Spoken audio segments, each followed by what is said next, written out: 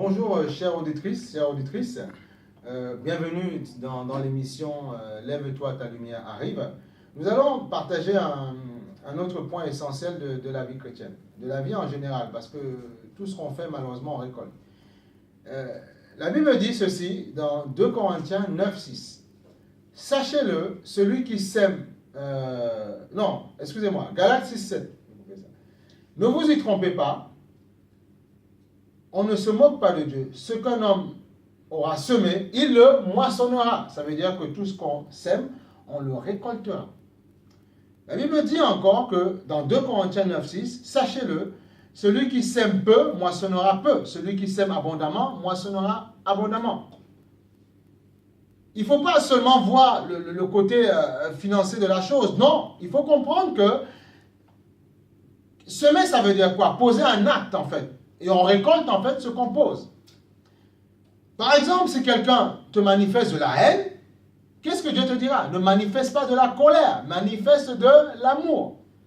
Parce qu'en semant de l'amour, tu vas peut-être toucher son cœur et tu récolteras de l'amour de cette personne ou d'une autre personne, par exemple. Voilà. C'est pour ça qu'il dit, ne vous y trompez pas, on ne se moque pas de Dieu. Ce qu'un homme aura semé, il le moissonnera, il le récoltera.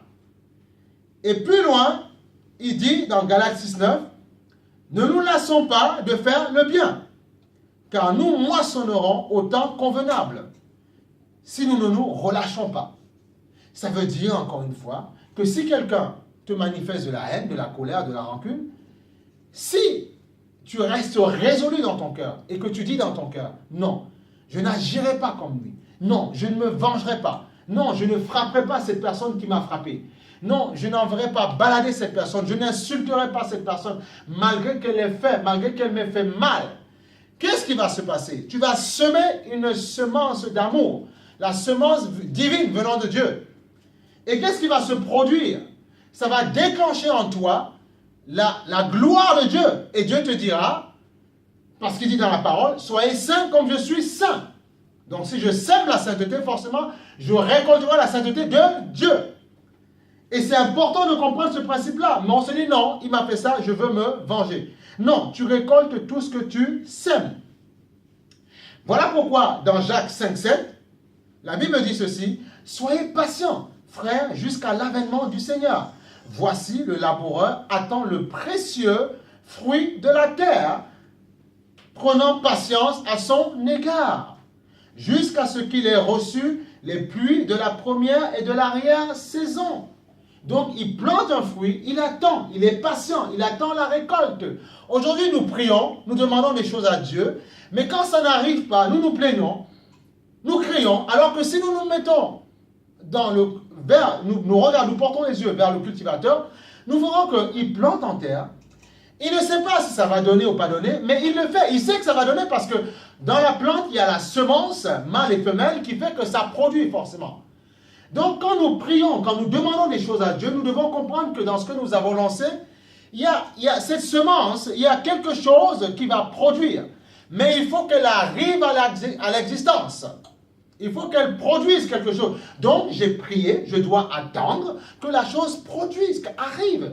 Mais aujourd'hui, beaucoup de chrétiens baissent les bras. Ils laissent tomber, ils craquent nerveusement. Ils ne restent pas fermes dans les résolutions qu'ils ont prises avec Dieu. Ils se disent, Seigneur, je serai tout le temps là pour te donner gloire. Je serai tout le temps là pour t'adorer. Chez moi, je te célébrerai parce que tu m'as tiré du monde. Tu m'as enlevé de la boue. Ils le disent, mais après, quand une épreuve subite arrive, ils baissent les bras. Alors que le Seigneur dit dans Marc, dans l'évangile de Marc, il n'est aucun homme ou aucune femme qui ait donné sa vie à Christ qui ne reçoive dans le temps présent des bénédictions, enfants, femmes, frères, sœurs, maison, tout ça, sans un lot de persécution. Ça veut dire qu'il y aura la bénédiction, mais il y aura aussi un petit peu de, parfois malheureusement, de persécution. Mais la persécution n'est pas là pour nous faire mourir. La persécution est là simplement pour exercer nos muscles spirituels, pour nous donner d'être plus forts. Donc quand je n'ai pas encore ce que je demande à Dieu, qu'est-ce que je dois faire? Je dois prier, je dois louer, je dois célébrer, prendre ma Bible, je dois inonder mes pensées de la parole de Dieu. Et en inondant mes pensées, je décontamine la pensée qui me disait de ne plus espérer en Christ. Espère en Dieu, crois en Dieu. Ne baisse pas les bras. Parce que si tu sèmes le contraire de ce que tu avais dit à Dieu, malheureusement, qu'est-ce qui peut se passer? Tu peux récolter la mauvaise semence que tu as semée. Donc sème. Et la Bible dit que c'est lui qui donne la semence au semeur. Donc c'est lui qui te donnera. Si tu es désireux de voir le changement, si tu es désireux de voir la gloire, si tu es désireux de voir les choses que tu as demandé à Dieu s'accomplir, même si parfois ça prend du temps, parce qu'il te dira dans Habakkuk, c'est une prophétie. Si elle tarde, elle s'accomplira certainement. Reste ferme. Il dit encore dans Osée 4:6, mon peuple périt par manque de connaissance. Mon peuple prie, mais une fois qu'il y a des attaques, mon peuple baisse ses bras. Alors que ce n'est pas ce qu'il veut de toi. Tout ce qu'il te dit, c'est sois ferme. Comme il dit dans le livre de Josué, sois ferme. Il est voilà, prends courage, fortifie-toi. Médite ce livre de la loi.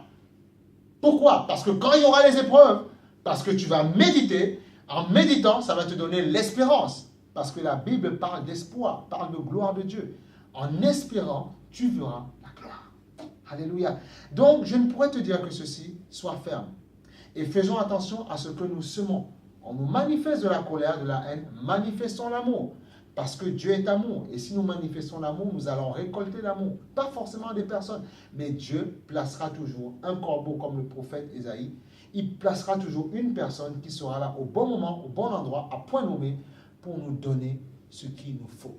Et nous pourrons glorifier Dieu. Nous pourrons dire, Seigneur, merci d'avoir attendu. Je pensais connaître, mais je n'étais pas encore prêt. Maintenant, je suis prêt à recevoir. Et parce que j'ai reçu, je peux manifester ta gloire. Dieu ne veut pas te bénir et qu'après tu jettes ses bénédictions. Il veut te bénir pour manifester sa gloire. Alors sois ferme. Toi qui me suis en ce jour, sois ferme. Si tu es chrétien, reste ferme. Si tu n'as pas encore reçu Christ, crois ceci, c'est qu'on peut tenir ferme. Dieu a créé l'homme de telle manière qu'on peut résister un temps. Mais on ne connaît pas le lendemain. On peut craquer un jour ou l'autre. Alors sois ferme. Ne baisse pas les bras. Sois déterminé. Si tu ne l'as pas encore accepté, accepte-le comme ton Seigneur et Sauveur. Il a créé un espoir à la croix de Golgotha. Il a créé une nouvelle vie. Il a dit qu'en Christ, en lui, toutes choses seront nouvelles. Mais il te faut la croix, la foi, parce que la foi produit l'espérance. Et l'espérance produit la gloire. Que Dieu vous bénisse. Je vous dis à la prochaine fois dans une autre émission de Lève-toi et ta lumière arrive. Amen.